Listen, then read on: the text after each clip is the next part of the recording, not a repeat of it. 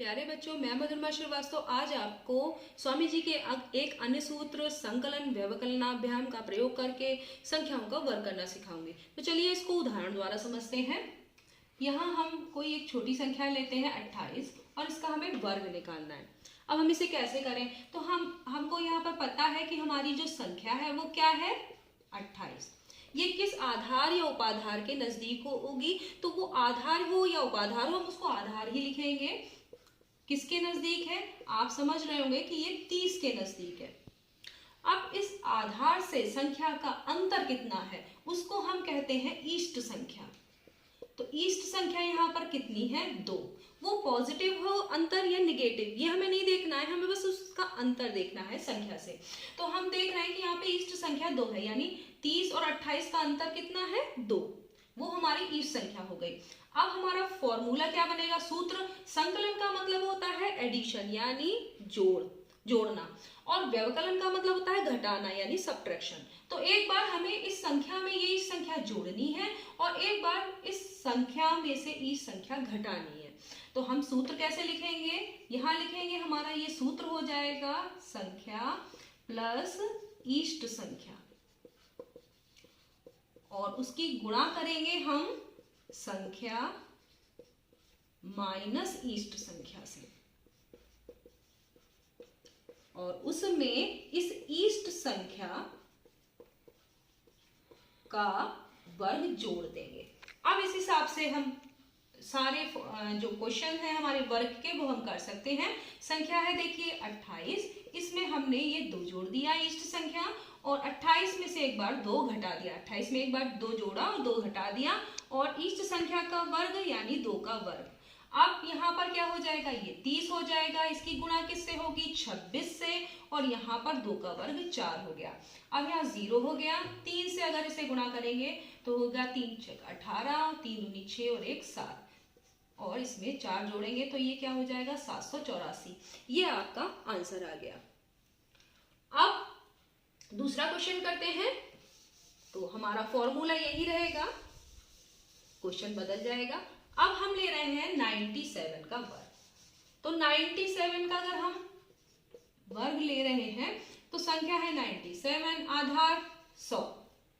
आप आधार 90 भी मान सकते हैं। तो दोनों ही तरीके से हम करके देखेंगे कि अगर हमारा आधार 100 हमने लिया है तो आंसर हमारा क्या निकलेगा, अगर हमने 90 ले लिया तो आंसर क्या निकलेगा। दोनों ही तरीके से हम इसे चेक करेंगे। ऐसे ही उसमें जो 28 वाला क्वेश्चन हमने इससे पहले किया था तो उसमें आधार हमने 30 माना था, हम आधार 20 भी मान सकते हैं। तो चलिए हम करके देखते हैं दोनों ही तरीके से। ईष्ट संख्या इसमें अगर हम आधार पहले 100 लेते हैं तो ईष्ट संख्या हो जाएगी 3, क्योंकि अंतर हो गया हमारा 3 का। अब हमने लिया संख्या 97, उसमें हमने 3 जोड़ा और एक बार 97 में से 3 घटा दिया और ईष्ट संख्या 3 का वर्ग कर दिया। अब क्या होगा? जब इसमें जोड़ेंगे तो यहाँ हो जाएगा 100, यहाँ पर इसमें से घटेगा तो यहाँ बचेगा 94, और यहाँ हो जाएगा 3 का वर्ग 9। अब इसको क्या होगा? इसको जब हम गुणा करेंगे 100 से तो ये आ गया और इसमें 9 जोड़ देंगे तो ये आसान हो गया, हमारा ये आंसर आ गया। अब अगर हम ये 100 वाला आधार ना लेके 90 ले लेते हैं, अगर इस तरीके से ले तब देखें क्या होगा। तब भी हमारा एक आंसर आ चुका है। अब हम इसे 90 आधार पर देखेंगे। तो अब हम क्या करेंगे कि अब ईष्ट संख्या हमारी बदल जाएगी। ईष्ट संख्या क्या हो जाएगी? अगर हम 90 आधार ले रहे हैं तो 7 हो जाएगी, क्योंकि ये अंतर कितना हो जाएगा? 90 और 97 का 7। तो अब क्या करेंगे? 97 में 7 जोड़ेंगे और 97 में से 7 घटाएंगे और 7 का वर्ग करेंगे। ठीक है, तो 97 में अगर आप 7 जोड़ेंगे तो 104 हो गया आपका, और ये यहाँ पर 90 हो गया। 7 का वर्ग 49, तो पता ही होगा आपको। अब क्या होगा कि इससे जब 90 से इसको गुणा करेंगे 0 आ ही जाएगा। 9 × 4 = 36 पूरा लिखा जाएगा, क्योंकि आगे 0 है। 9 × 1 = 9 हो गया।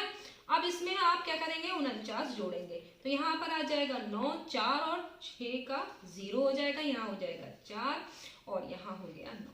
देख रहे हैं आंसर दोनों ही केस में चाहे आप आधार 100 के हिसाब से करिए, चाहे आप आधार 90 मान के कीजिए, इस संख्या आपकी बदल जाएगी लेकिन आंसर आपका वैसे ही आएगा। तो आप ये समझ गए होंगे सूत्र, बहुत आसान है, आप किसी भी तरीके से इसको कर सकते हैं।